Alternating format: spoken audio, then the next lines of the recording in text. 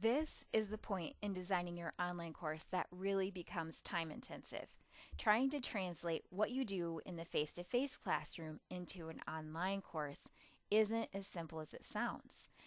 No longer are you going to be able to lecture or lead discussions or facilitate discussions verbally as a way to transmit information.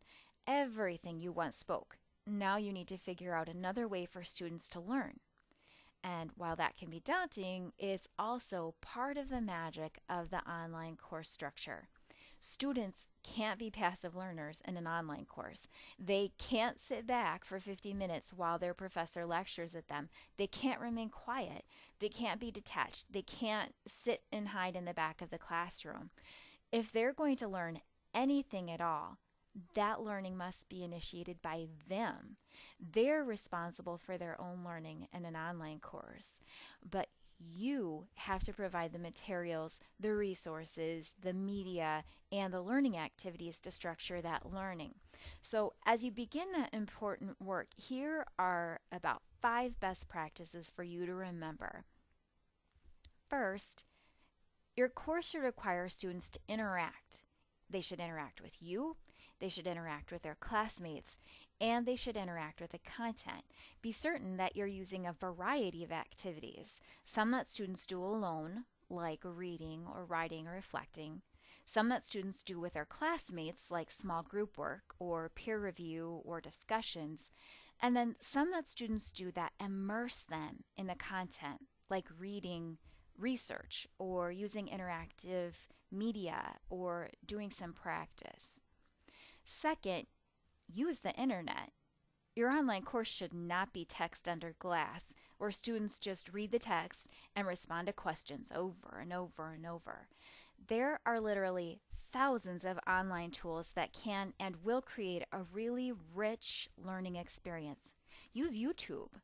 Find applets for students to experiment with. Use interactive graphs from the textbook publisher or from online sources. Find simulations. Use Google Maps. Embed audio discussions with tools like VoiceThread. Try out the free Web 2.0 tools. Those internet tools are easy to access, they're engaging, and they allow students to learn the content deeply. Third, utilize the tools in the learning management system, the LMS. For example, have students develop a wiki, use surveys and polling, require students to keep a journal that both you and the students use as a springboard for interaction. Suggest students do some small group study sessions in the live tool or even hold optional mini lessons. You can do question and answer sessions in a live tool. You can ask students to keep a blog if your course involves a clinical or a field experience or a mission work, something else that's off-site that would let the rest of the class hear about those activities that are happening in the off-site environment. Fourth suggestion, make certain that all of your activities are directly related to achieving the learning outcomes. Don't waste students' time. There's no purpose in busy work in the online course. Fifth best practice, this might rankle, but you must use points for everything.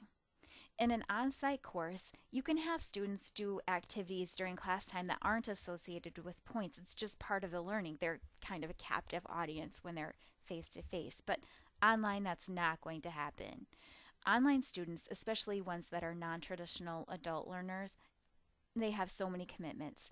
If your activities aren't worth points, they're just not going to be a priority and they're not going to get done. Even if students want to get them done, if they don't have points, it's easy to push those things to the back burners. That's not to say that everything needs to have a lot of grading associated with it. You don't have to have a rubric for everything. You just might use completed or not completed points for some activities, but if they don't have some kind of points attached, students just aren't going to get them done. Last best practice, those 6 best practices in here, be reasonable. You might not have as many learning activities in a 6-week summer course as you have in the full-blown 18-week regular term course. I'm not saying that you should dumb down the course, but that students might have fewer opportunities to practice and learn in that shorter time period as opposed to a lot of activities in that full 18-week period. The assessments won't change. You'll still hold them accountable for the same type of learning. The rigor doesn't change, but the amount of practice that they have might be condensed. So keep those things in mind as you develop your online course, and I can guarantee your students will thank you.